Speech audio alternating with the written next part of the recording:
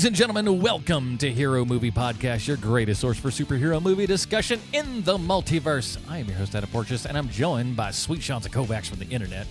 It's my pleasure to be here with you today. And unfortunately, Bruce Leslie can't be with us today because he got himself a new house and is a little bit busy. He's a little bit, you can't come and slum it with us for a little bit. I mean, he's got more important things to be doing. So we've moving with the 17 kids he has, like, oh my God, I can't even imagine. Oh, and if you've been listening to any of the Dinger Zone early, you know there's some frustration with it's just like, you gotta, you love your family, but at the same time too, can't we throw some stuff away? Boy, do I know how that's like. So best of luck to Bruce, but we'll be taking this one on by ourselves, boys and girls, and you know what time it is. It's the end of the month, and what do we do every single end of the month? That's right. We put it out to the people that support us over at patreon.com/HMP, and we say, you guys, you get to tell us what we vote on. And I'm going to say something that I'm super excited about because someone... Oh, really excited. Yes, someone mentioned it. And I think that's a much better way. So starting next month, we're actually going to do some outside. So Patreon itself has a voting process, right? Just a little poll saying, click whichever one that you like. But someone got me thinking and said, hey, why don't we have something that's like weighted choices? So, we can, just to make it a little bit more even, a little bit more competitive with all the films. So instead of just going, hey, I'd like to have this one, you're like, here's my first choice, second choice, third choice. And then through that, we'll be able to, even out stuff. So we can, you'll get a little bit of chance for everything. So we'll be doing that next month. But I wish that we could do that in real life, a weighted vote. Yeah, it'd be nice, wouldn't it? Yes, it would. Yeah, people, I think, would become better when we do a lot less like people voting for Popeye. That's true. So here were the choices. We had JoJo's Bizarre Adventure, Underdog with Jason Lee, our perennial all-star of The Spirit with Sam J. Jones. I will say this, no one voted for Marmaduke, so either people don't know what Marmaduke is or they're smart enough to get away from it, either or. No, I think that they have taste. I think that's why they didn't vote for it. Marmaduke, no thank you. Should I vote for these movies that are alluring and weird, or should I vote for straight garbage? Yeah. So JoJo's Bizarre Adventure came in the third place here. Then tied for second was The Spirit and Underdog. But winning out is Priest, the movie from 2011. Something I thought I'd seen before in the movie theater, but we'll get into a little bit of that and not too awful long. But again, thank you to all of those who support the show over at patreon.com/HMP. Thank you for voting. And of course, as we always say here, it is a value for value model. Whatever you... we don't say that. We do. We're a podcast We unit. do not. You do. Right. That is a straight up Porteous fastball right there. Let me talk about something that doesn't actually mean anything at all. Oh, but it means everything, Sean. It means whatever value they got out of this show and all the shows that we do throughout the entire month, put a number value on that. Even if it's $1, it's $1. Whatever you find that you value. If we disappear tomorrow, what would you pay to get us back? If it's $1, it's $1. If it's more than that, it's more than that. We'd like to thank everyone for every dollar that they have supported this show with and all that good stuff. Oh, and speaking of support, even if you can't do that, why don't you be like, I don't know who this person is, but we don't sell a ton of merch. We have some merch. Links are in the show notes, but someone actually bought one of my Never Forget stickers, which was a picture of David Hasselhoff as Nick Fury. And underneath it said, "Never forget 1998 to 1998." Well, wow. So I made a cool 50 cents off that sticker sale. So it ain't much, but it's a living. So if you don't want to do that, click on the little Shop Now button in the show notes and pick yourself up a shirt or a poster or some stickers, whatever you want, man. I designed all that crap for better or for worse. And that does sound like value for value. It does. See, I do it for nothing, essentially, and it's just something that's fun. Words that mean nothing. I'm going to say them. Words and more words. Oh, I've got more words than you could even imagine, my friend. I do not doubt that at all, sir. No, I wouldn't imagine so. But let's say let's just say, for example, you can't monetarily give. That's perfectly fine. You know how you give value back? You go over and rate us on iTunes, give us a 5-star review, a.k.a. Humdinger. Humdinger. And this one comes to us from, this is one of the best names ever, Jersey City Frankie. And if you're from Jersey City, my guess is your name is probably Frankie anyways. Haven't you already said this one? Did I? Yes, you did. Maybe I did. Maybe I thought there was another one. I'm reading it again. I don't care. It says substance. I feel like maybe I saw the review and thought there. Now you got me off my game. Whatever. Jersey City Frankie, you got double, buddy. I think you read this one out last week, Bub. Maybe I did. All right. But anyways, go do that. Be like Jersey City Frankie and a couple hundred people that have gone and reviewed us on iTunes. We appreciate that and all you fine folks. Let's get into it, boys. Here is the trailer for Priest.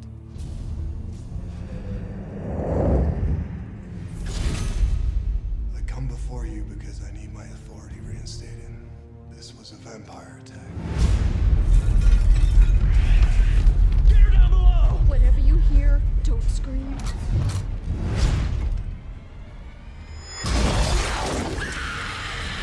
The citizens have complete faith in the church's ability to keep them safe. You will not shake that faith. What good is that faith when it's a lie? If you take any action to leave the cities, you will be stripped from the order and excommunicated immediately. The war is long over. It's not over. Not for me.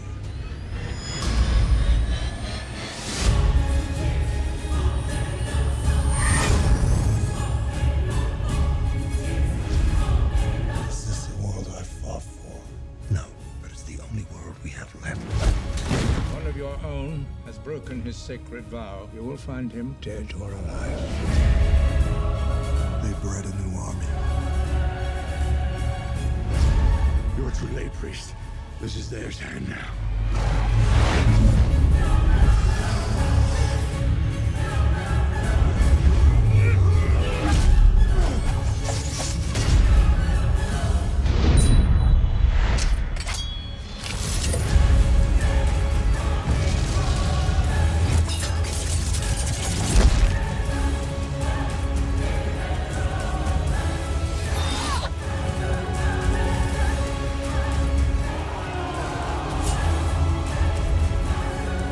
Is it true what they say about priests who wield the hand of God?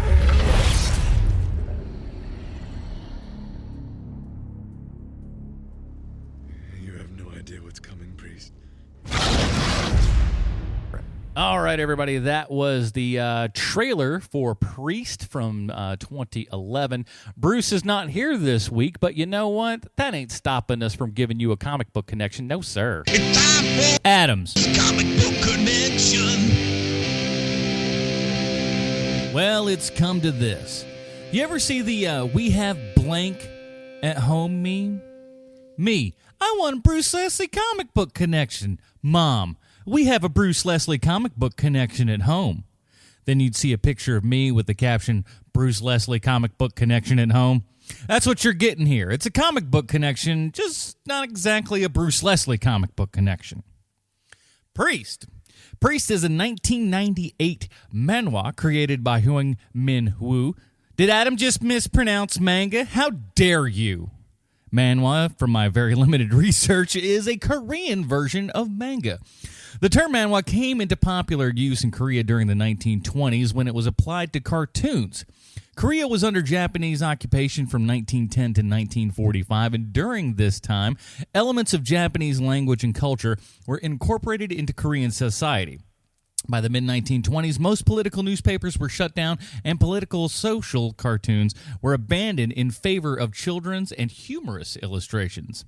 The popularity of comics rose during the 1950s and 60s, and with the diversity of styles and subject matter, led to the creation of new genres such as Sung Juan or Soon Jung, romantic stories that are aimed at young women. They also had comic cafes and stores that allowed readers to pay a set rate and sit and read comics.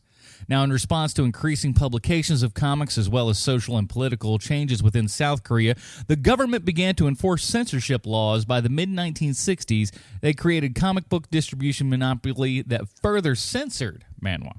Because things that are different scare us, we don't know crap about Korean culture in the Western world, and that has caused the word manhwa to remain somewhat unknown to the English-speaking world. I mean, I can barely pronounce it, for heaven's sake. English translations of manhwa have achieved success by targeting manga and anime community to the extent that manhwa was marketed as manga by American publisher Tokyo Po. Hyung Min Woo, I'm pretty sure I'm pronouncing that incorrectly, was born April 14th, 1974. He's a South Korean manhwa artist best known for Priest. That's his entire Wikipedia page. Seriously, that's it. So I'm going to assume that he was some sort of secret agent who retired and decided to make comic books. Surely that's not true, but all of Wikipedia is going to tell me I'm just going to spice it up a little bit, you know? So Priest tells the story of humanity's battle against 12 fallen angels. The angels descended to earth to play God among humans, who built a temple and statues in their honor. For the rebellion against him, God destroyed their temple, imprisoned their souls in statues, and buried the statues underground. Centuries later, a holy knight named Vaskar Degalion, sure I'm pronouncing that wrong, he loses his family and wanders the earth in a blood rage. He discovers a cave containing the statue of 12 fallen angels. Here's another fun name for you. Timozalera convinces Vaskar Degalion to give up his body to the angel to take revenge against God. There's a whole bunch of other stuff in there that I'm going to be honest with you is just going to be a lot of names that I'm going to mispronounce and stuff because, hey, let's be cool and make names that Adam can't pronounce. All I know is that this sounds like a 90s comic book to me. Now, the art style can only be described as that one kid in high school who loved comics and anime was decent, but not a great artist. Really angular, out there designs that look like something the late, great Steve Dillon might have done when he was 12, you know, before he got really good. So, have I read any of the books? Well, what do you think? Now, in 2007, Dream Theater released an album called Systematic Chaos, which contains the song In the Presence of Enemies, Part 1. It's an 8-minute guitar nerd song with a dime store Bruce Dickinson. Come at me, Dream Theater and Iron Maiden fans, I don't care. But apparently that was, you know, to a degree based upon the Priest comic or something like that. Who knows? Now, in 2011, Priest came out, and that is an action horror film that is loosely based around the comic, but is supposedly in the comic's far future. It's directed by Scott Stewart and stars Paul Bettany as the title character. The film was released on May 13th, 2011 in 2D and 3D. A prequel comic, Priest Purgatory, was begun in an attempt to bridge the original comic to the movie, although it was never completed. Min Woo Hung has largely supportive of the movie, praising its visuals, even if missing the comic's philosophical aspects. And that is my best version of a Bruce Leslie comic book connection.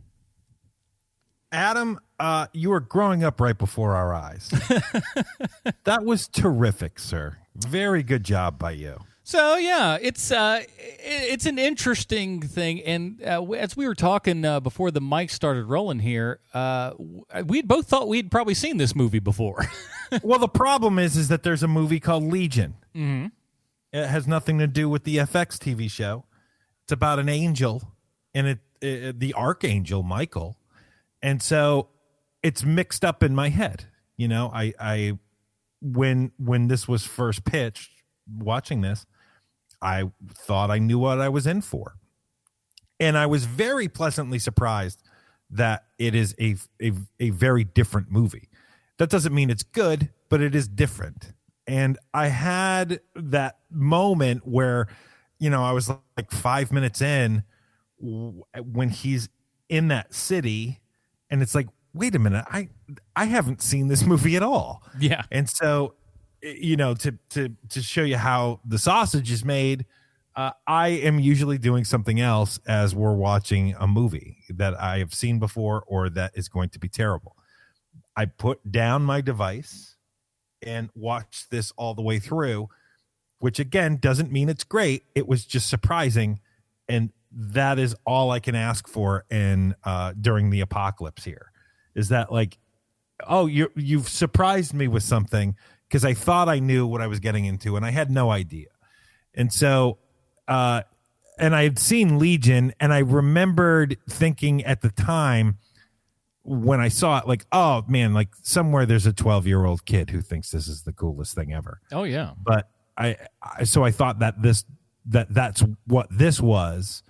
And the problem, well, you get into it. You get into your history with this movie, Adam. Yeah, I mean, so mine's exactly the same. I thought this was I mistook it for Legion, and oddly enough, Legion was his movie prior to this. The director, he did Legion just the year before. So Legion was kind of it's sort of a small flick, and for better or for worse, it's kind of just what's it called? Night of the Living Dead, right? Because they're stuck inside this one location. All the zombie horde is on the outside. Or, I say zombies in quotes, but they're all kind of coming in and stuff, and they have to defend themselves. And so, again, that's I thought much like you that this is the same thing, because the director has a very specific style to him, and of course, using Paul Bettany in both movies doesn't hurt the confusion either. It does not help at all. So I'd never seen it, and I'm kind of glad that they said this, because at least it gives me something else to compare this director's work with. And he got a lot bigger budget on this bad boy as well. This one was $60 million for this. Well, this one also is the biggest budget for New Line at the time, right? I mean, this is the biggest budget New Line movie ever made, I think. It perhaps. At least at the time it was. And so going into this, how do you feel about Paul Bettany as an actor? Do you like him? I always want to like him. I think he does. I think he's a very capable actor. I don't know that he always picks great roles. I mean, how much difference is there between this character and the character that he played in the Da Vinci Code? And not a lot. Well, that's an excellent question. You know what I mean? It's like it's the same thing. That's an excellent question. He was in Legion, and it's basically it feels like the same darn thing.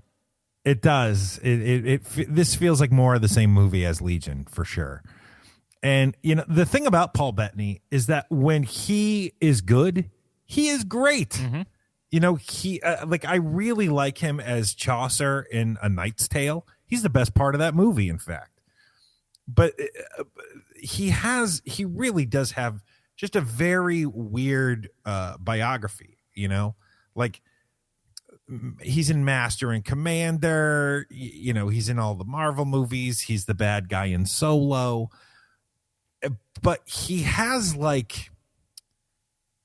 he's kind of always the same person. Yeah. I can't tell. Is he trying to do an American accent in this movie? I'm not sure what anyone's accent's trying to do in this film. Well, shoot. I don't think it's just him. I can't tell if that's what he's going for in this, because it's not his full-on accent, like his natural accent that he has. And so that part is hard to lock down. But him in Beautiful Mind, he's great in that movie. Mm-hmm. And then you see him in something like Firewall, where you're like, what are you doing in this movie? You are way better than this. But I don't know if he is. I think that he's kind of he's perfect as the Vision, right? Oh, he's perfectly cast as that. He is not perfectly cast in this movie. He is not this guy. He is not the toughest guy in the world. You need someone who looks like that they've been in multiple knife fights and barely survived. And he is not that guy. And so it's kind of miscast. And I know that they were going for, they wanted Gerard Butler for this movie. And they tried to cast him, but things just didn't work out. And Gerard Butler is, how do I put this? I want to be charitable. When he is in the right role, he is good. Yeah. But he hasn't been in the right role, and let's call it 15 years. And so when you have he would be great in this movie, but just from Gerard Butler being in it, I would already give it one tick less of me wanting to see it. Yeah. Because, Gerard Butler's in that, I'm probably never going to see that. But I wasn't going to watch this anyway.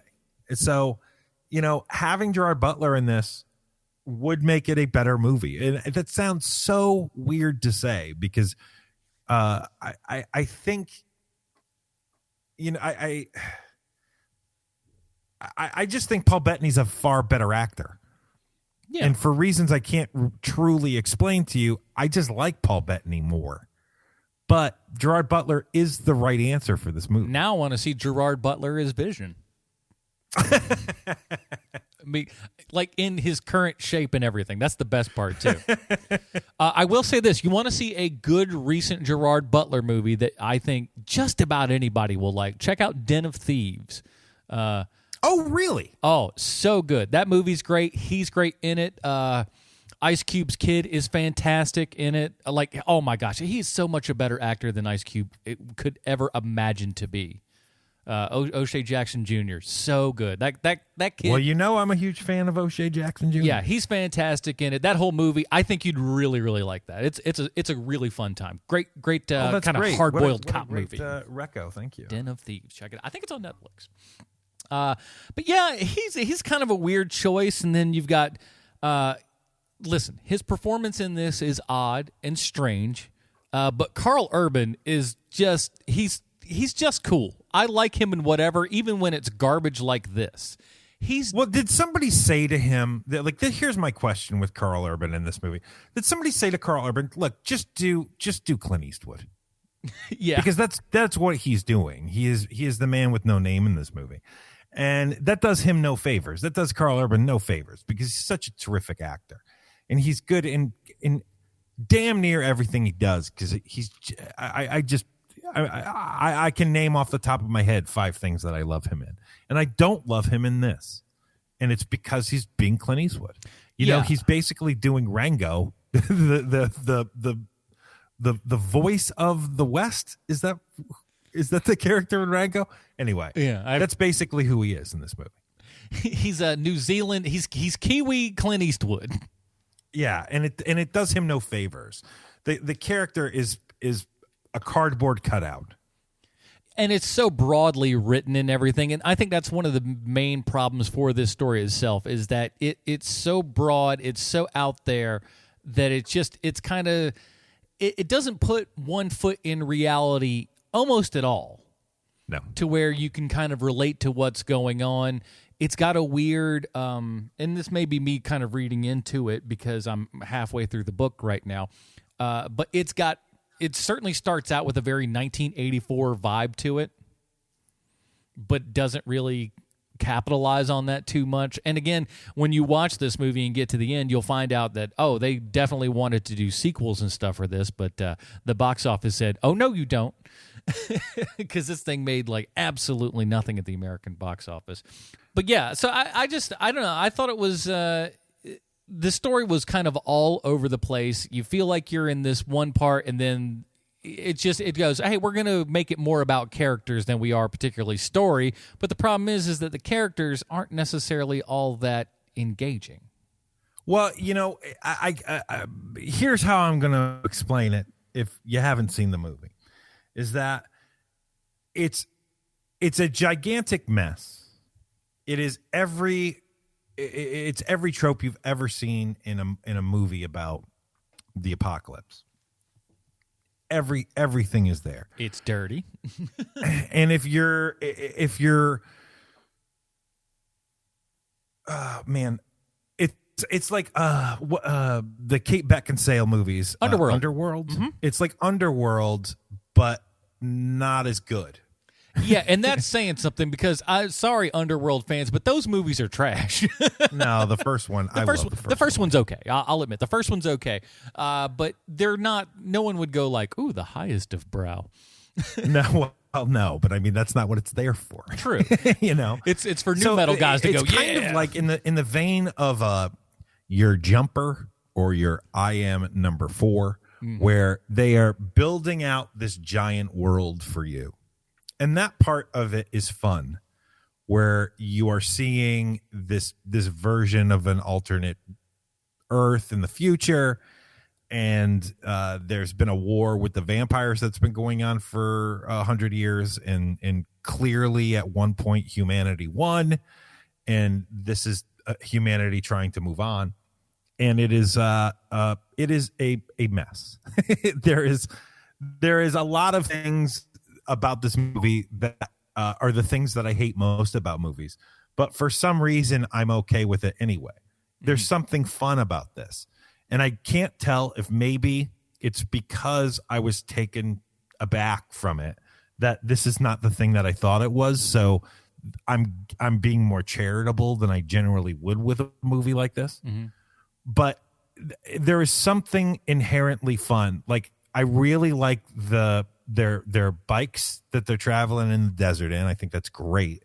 Those are very cool props. And they're like big, and they're practical. They're actual motorcycles. Yeah, and they're all pushed up as like these electric things, and you hear them kind of wind up with their little electric kind of going up, and they're real neat. They have nitrous on them, so why not? Which I thought was the greatest I could thing. go the rest of my life without hearing about nitrous ever. Oh again. boy, I wish Or Vin NOS Diesel would pop or any off of and just show up. Hey guys, what's up?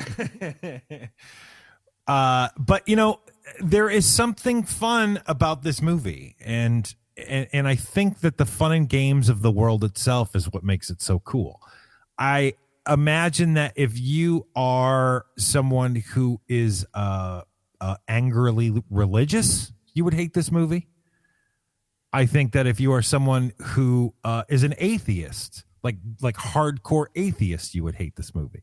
Yeah. So it's kind of the Team America World Police problem, where whose side are you on? Like the movie doesn't really let you know, and that's kind of what I like about it. Is that it's like I'm militant in neither way.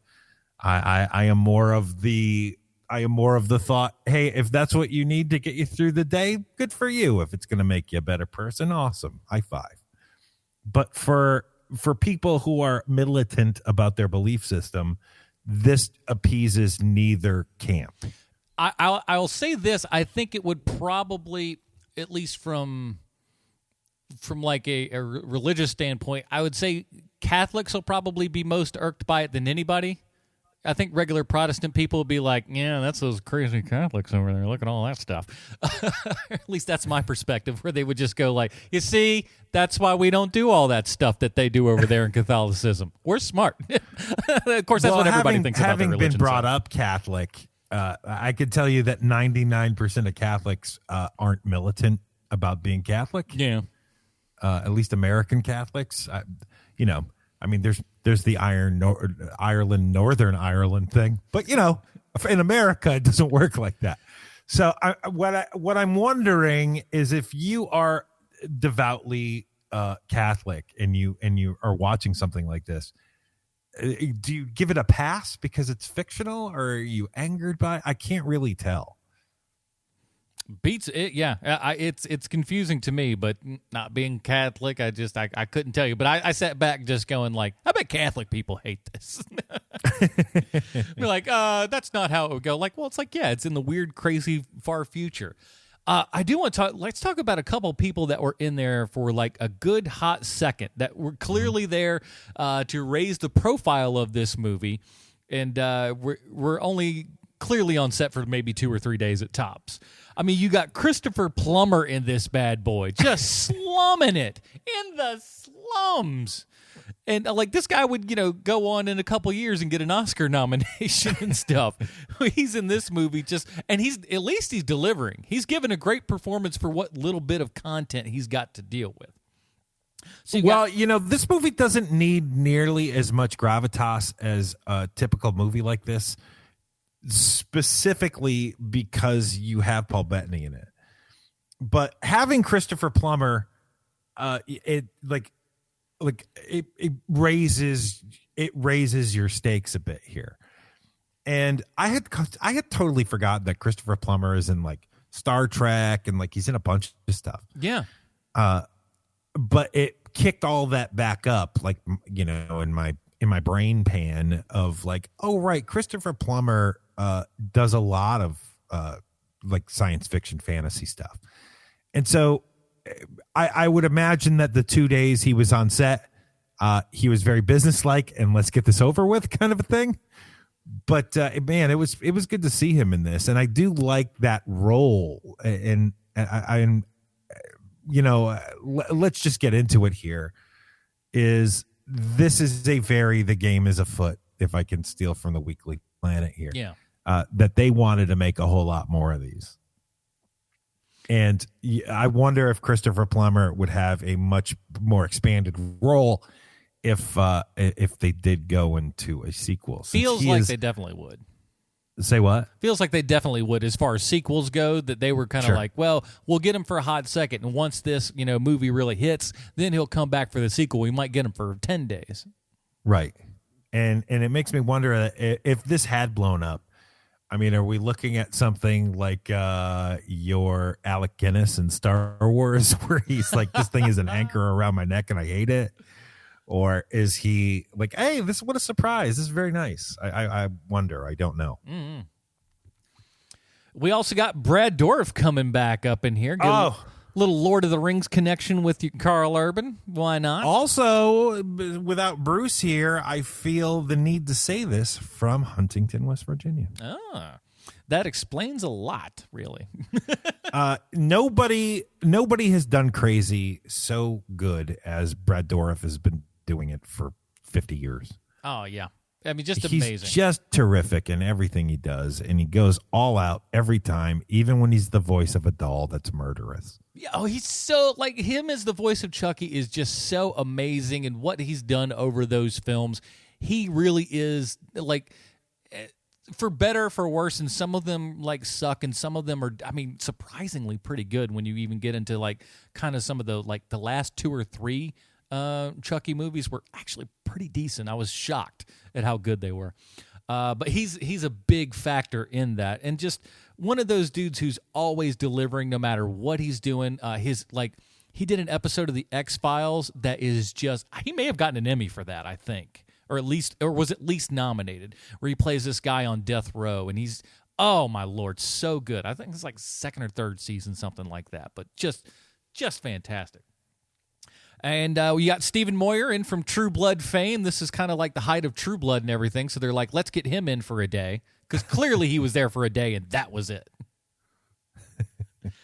He's fine. But again, it was another like, oh, look, a famous face that I'm aware of. And certainly in 2011, like, that's a hot handle right there.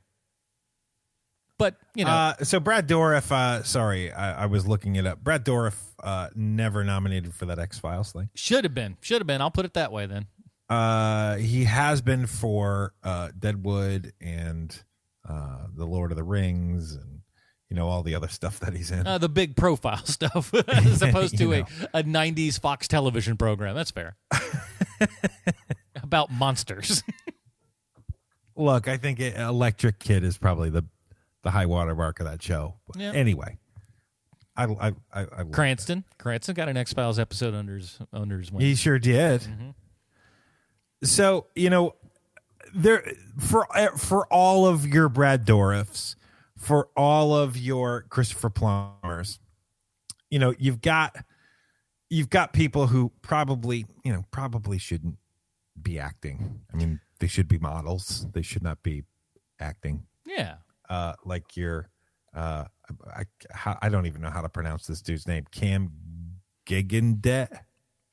I'm gonna say Gigandet, something like that. Where's he from? Is it probably French or something?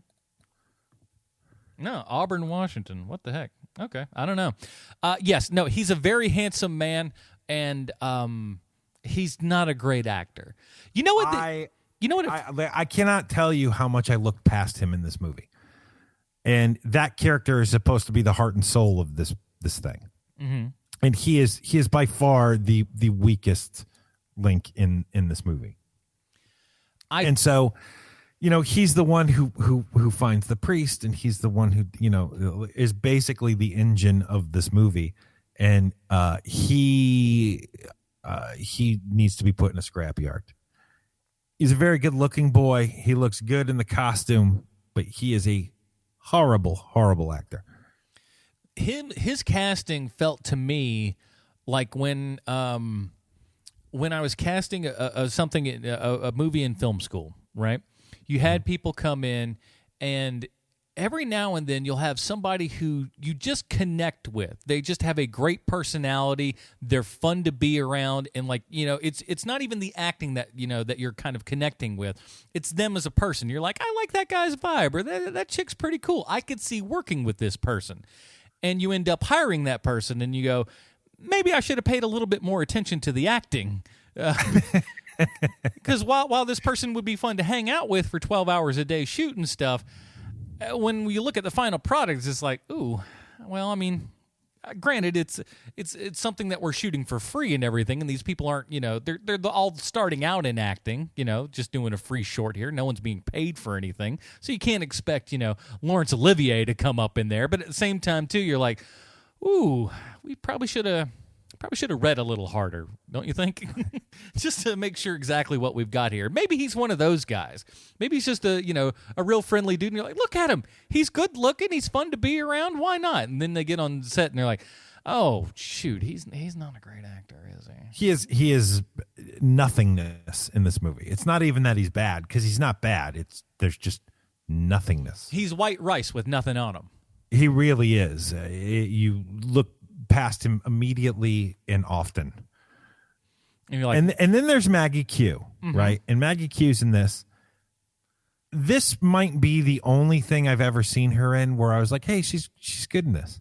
I've never seen anything with her in it where I've gone, wow, she really is great in this. No, but at the same time too, she's never really someone who's terrible. I agree. She's not terrible. She's passable. She's not, I mean, she's not even the worst, not even close to the worst part about this movie. It's just that she is the, she is the person in every movie that is this. Like, this is who she is and everything. And that's not a bad thing, but it's not something where I'm like, wow, she is remarkable. Yeah, it's another pretty face. I've never had my socks knocked off by Maggie Q. No, you got like the Divergent stuff is the only thing that I can think of that I remember her from specifically. I thought for half a second she was a Bond girl, but that's not true. Going to pretend that I saw that movie. Yes, I agree with you wholeheartedly, Adam. Hey, listen, I'll say this for anyone that's listening. They ain't the Hunger Games, but they ain't half bad. I'm sure that they're okay. I mean, they've made what, 4 of those movies? Yeah, they tried to make a 4th, but that was hilarious because they were like, well, we don't want it to go to theaters. We're going to do it on television. And all the stars were like, well, if it's going to TV, I ain't going to be in it. And so that kind of kiboshed all of that real fast. So they were like, oh, you don't want to do some for TV? All right, I guess we're not doing this project anymore. Fine. But that was also, that sounds almost like this movie, because this movie was in development forever, and it looked like once Gerard Butler pulled out, and the director that they had signed on, who I can't remember who it was, they were going to pull the plug on this, and then they were like, oh, hey, wait a minute, we've got the guy from Legion and the star from Legion. Let's just make that. Let's make this movie like that. Yeah, and so that's basically how we were able to see this thing. And I'm kind of, I'm glad that we were, I know I sound like I'm slamming on this movie. This movie is fun. This isn't going to change your life. This isn't something that it's going to offend your senses, especially if you're into this kind of genre movie. Calling this a horror movie is giving it a whole lot of credit. There is nothing scary about. We say the word vampires a bunch. There you go. There's your horror element. If you believe that a vampire movie is inherently a horror movie you have got, I guess. Well, there's nothing even remotely like even thrilling about it. It's your standard post-apocalyptic actioner, and that's fine. And that's what it is. And some of the things in this thing, you're just like, hey, you know what? That's pretty cool. That's cool. I'm glad I saw this. Nor would you think that any of the vampires are picture a vampire in your head. That is nothing what the vampires in this movie look like at all. No, I mean they look like I Am Legend, if anything else. I mean, they look like the creatures in I Am Legend. Yeah, I Am Legend, or Legion, the previous movie from this guy 1 year earlier. Also true, because it feels the monster design here feels so much of his style, and it looks like a fluke monster. They're just a big gelatinous kind of squishy looking creature without eyes, and like I think he loves creatures with no eyes too. That's another reoccurring bit in his movies, was like, hey, they can't see anything, it's just a mouth with jagged teeth that's screaming at you. Isn't that scary? It's like, yeah, but where's the rest of the story? Shouldn't there be a story? They're also moist. Yeah. Oh, everything's always wet. And it turns out that this guy is the director. He was one of the guys, I believe, that founded the effects company, The Orphanage. If you sit around and watch credits and stuff, yeah, Orphanage comes up all the time. They're one of the, and that's such an amazing little aspect of movie making over the last, 20 plus years, is if you had special effects back in the day, 99% of the time, all the big stuff was done by ILM. But even at the rate now that special effects are used throughout all of movies, there had to be so many other different effects companies pop up because ILM just literally cannot do it all.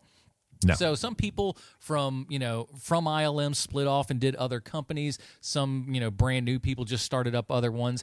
And that's why when you watch like Avengers and stuff, look at all the credits, see how many different effects houses work on projects and stuff now. There's so many of them. Michael Bay even owns one. So there's so many companies out there that start like this. And this guy was a founder of one of the big ones.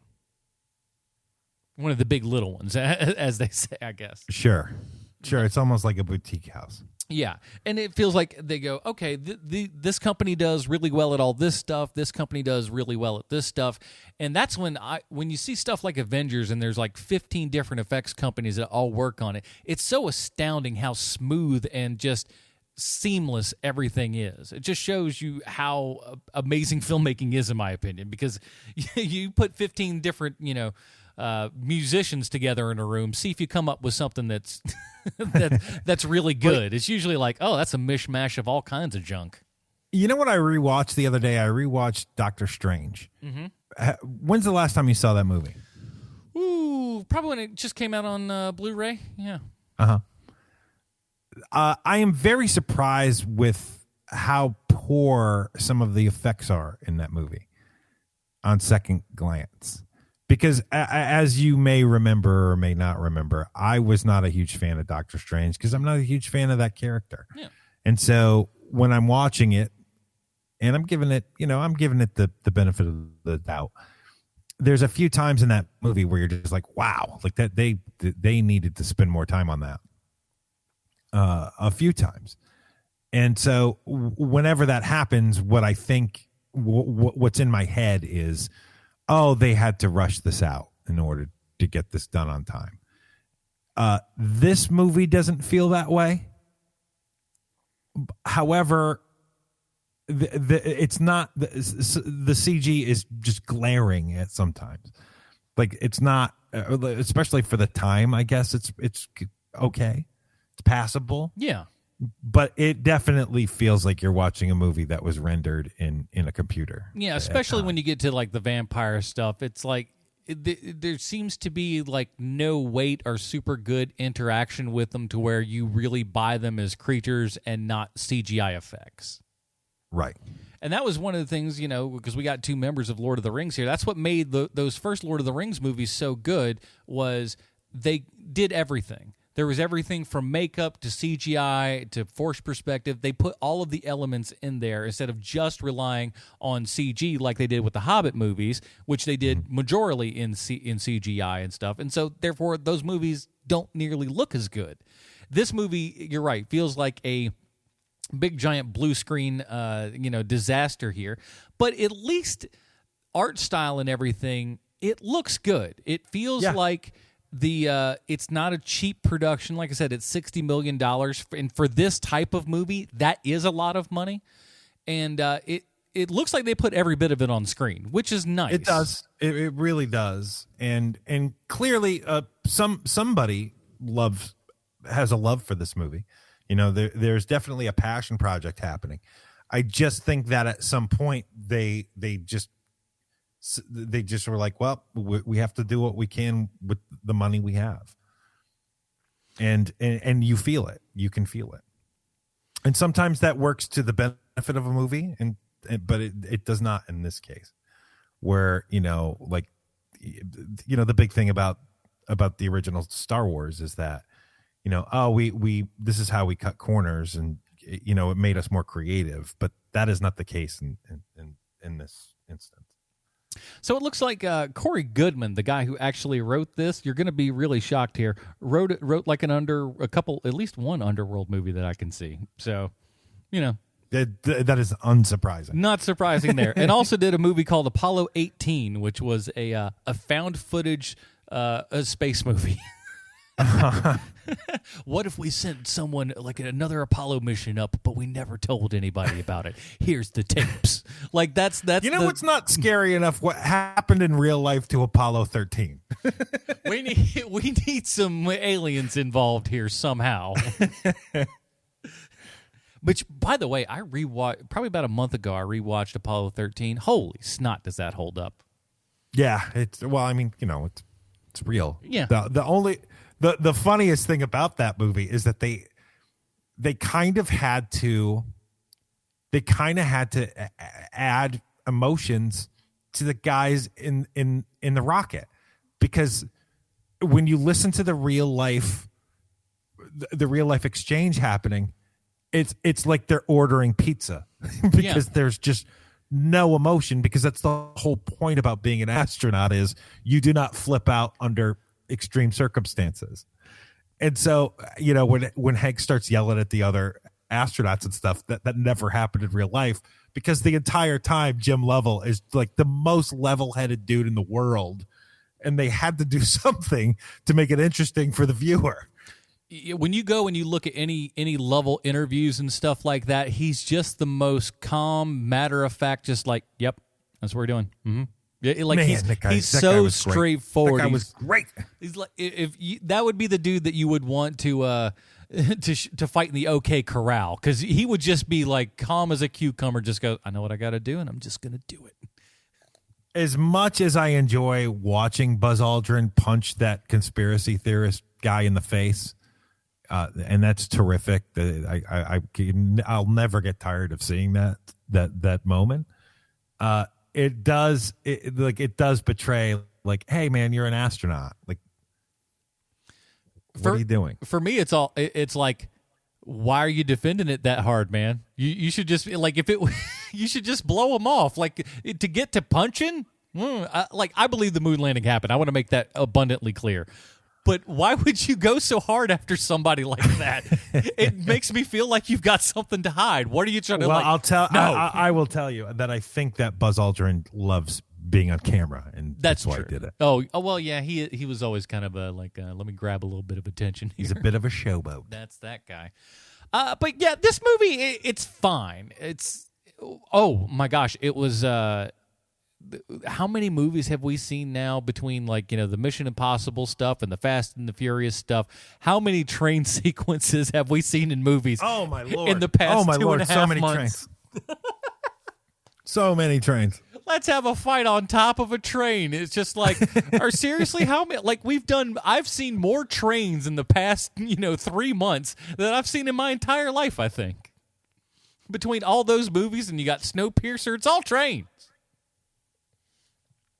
But I don't know. It's okay for what it is, and I like the silly, crazy idea of like Maggie Q's got all these explosives and stuff, and they're gonna derail the train. So she rides her super fast bike all the way up to the front, plants all the bombs and stuff, and they're not.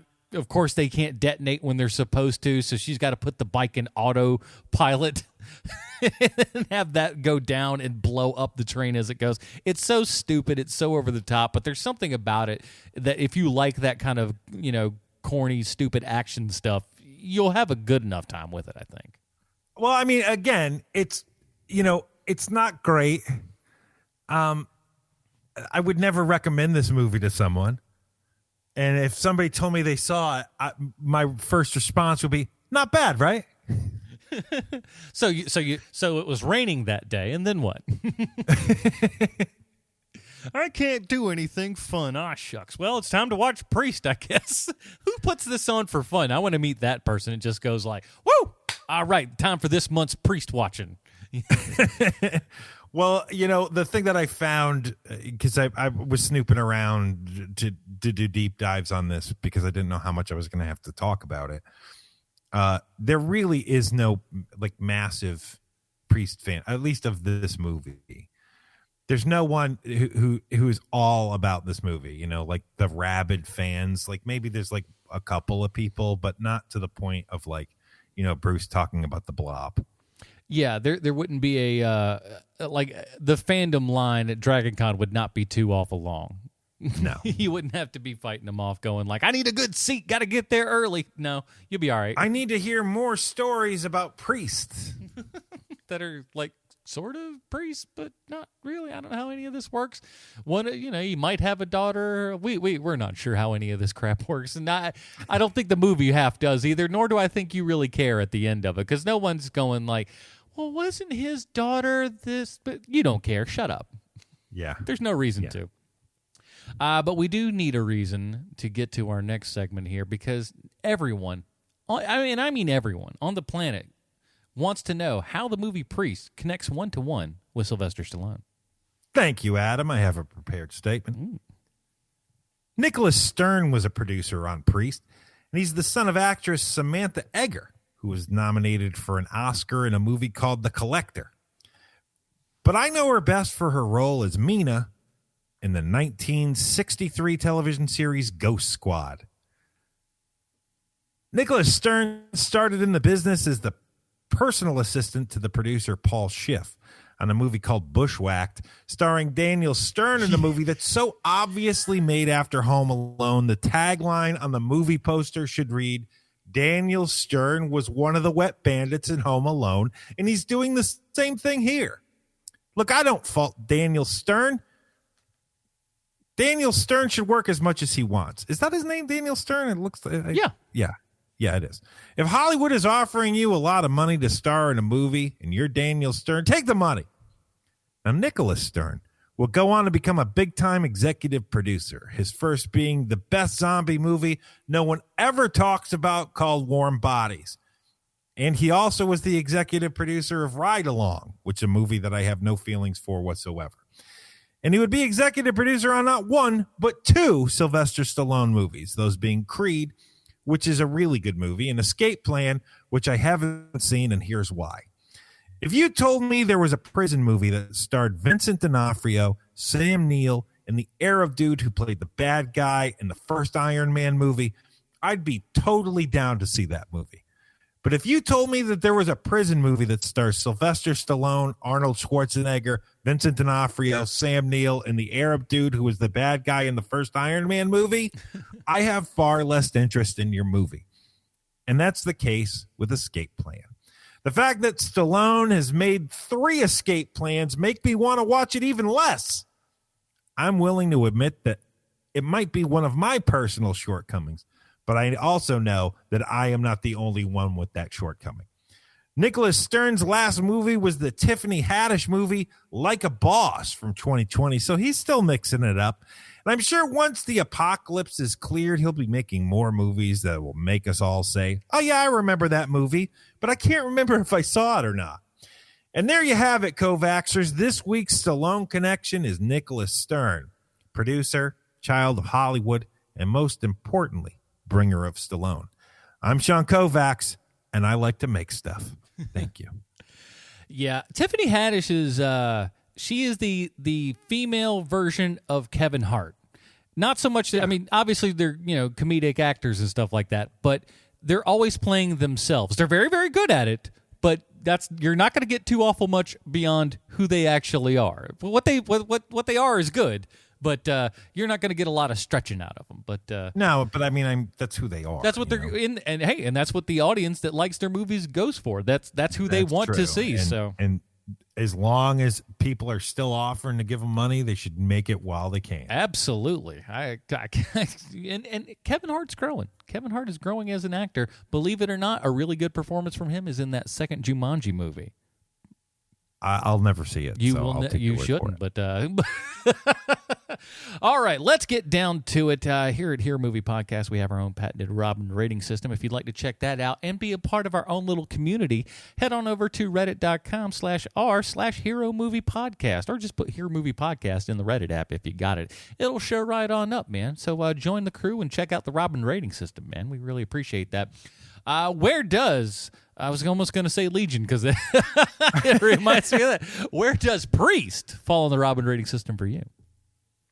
This movie is benefits from circumstance. That if I knew what I was getting into when I first turned the movie on, I probably wouldn't be nearly as charitable. I had fun watching this movie. That doesn't mean it's good. This is literally middle of the road, the most middle of a movie you can possibly make. This is a Damian Wayne. And it is, when it is good, when there are ideas that are fun, this movie has a lot to recommend it. But some of the performances are awful. Every single cliche in a post-apocalyptic movie is there. And it's paint by numbers at times. And so for me, it's a Damian Wayne. Yeah, for me, I'm going a little less on this, but yeah, I mean, all of your points are absolutely valid. I surely agree with. I still kind of go down a little notch. I'm going to go Stephanie Brown on this one. Hey, I'll say this: at least it's under 90 minutes. so you're not going to have to spend all day and a half. And really, that would have been super terrible if this would have been one of those, 2:15 movies that's just you slogging all the way through it. At least it's done within a decent enough amount of time, and there's enough of a concept there and kind of a seed for the idea of what this could be, to where you can feel enough of the potential in it, if it doesn't exactly reach that potential at any particular point. Yeah, I totally agree with everything you just said. Also, the other thing about this movie that is a total bonus is that it's super easy to find. Being on Netflix, that is just the best. And because sometimes you got to look for movies, and we found our movie for next week on the YouTubes, so you can check it out. It is on YouTube. It's called The Puma Man.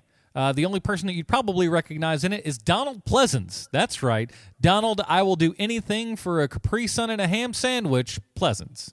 And so we'll be checking that out next week, as that is Sean's choice.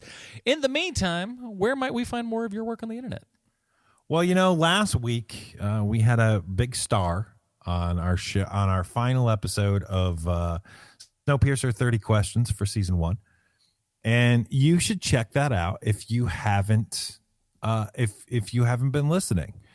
It was a really fun interview with Jalen Fletcher and his brother Jamel, and it was just a delight. And it's fun to listen to because I listened to it this week. And it was just a really fun time. So go to Snowpiercer 30 Questions, and you will be able to hear that interview. Yeah, it's a fun time, and it's so awesome that they know all of our crap. They listen to the podcast, so they were completely aware and get the format that we do. And honestly, something I was very surprised at. Bounced off with a lot of the humor back and forth with us, which they sure did. It was so much fun. So go check that out. And if you'd like to see a little extra of me, and get this, here's a little bonus for you. Check out Outside the Cinema wherever you find podcasts, or if you want to see the video of the, I was kind of a guest host on Outside the Cinema, twitch.tv/Outside the Cinema. We talk about a little bit of everything from comic book movies to Star Wars to the lockdown and how we're dealing with it, and ways to just make life a little bit better. which spoiler alert, is called turning off the internet. That's the best way to make life a little bit better. Agreed. So go check that out wherever you find podcasts or twitch.tv/outside the cinema. I am a guest host over there, and I really appreciate those guys. And they were ones that kind of coerced me into, whether they know it or not, to doing podcasting and stuff. I listened to them, and I was like, hey, these guys are doing really well. And I took a lot of stuff from them, which is, from like recording live and not doing any, editing or anything like that. All from those guys. So check them out. They've been, guys, I think that show's been on for like 12 years or something. They've been killing it. So check them out. 12 years. Good job by them. Yeah, and never missed a week. Not a single week, those guys. So I can't say that. Busting it hardcore. And like if you like genre flicks and stuff and like really deep diving into movies that you go, oh, no one's seen this, I can almost guarantee you they've probably reviewed it at some time if it's like a horror genre flick. So go check them out outside the cinema. That is You know what it. it sounds like, Adam? It sounds like before Bruce and I saved you, it sounds like you were just making a clone of their show. Well, I mean, there's some of it.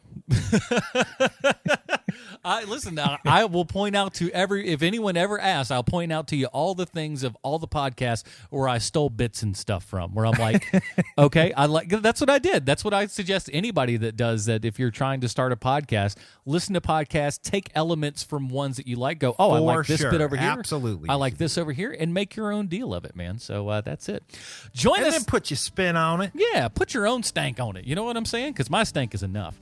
That is it, everybody. Join us next week when we're talking Puma Man. For the absent Bruce Leslie, sweet Sean Zakovacs from the internet, my name's Adam Portras. Stay super, everybody. Bye, Marty and Edie.